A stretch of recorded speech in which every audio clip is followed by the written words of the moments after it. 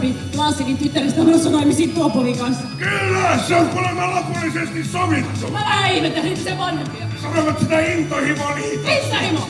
Minusta ainoat onnelliset avioliitot ovat järkiliittoja. No, järkiliitotkin hajoavat tomulle ilman, kun tuo aliarvostettu intohimo astuu mukaan.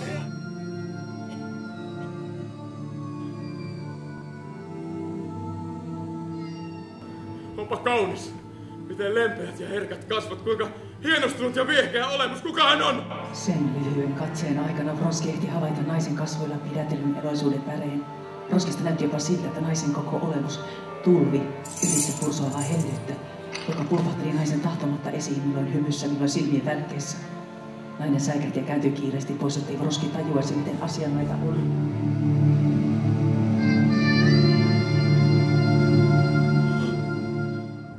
Anna Karenina! Anna Karenina! Anna Karenina! Anna Karenina! Anna Karenina! Anna Karenina!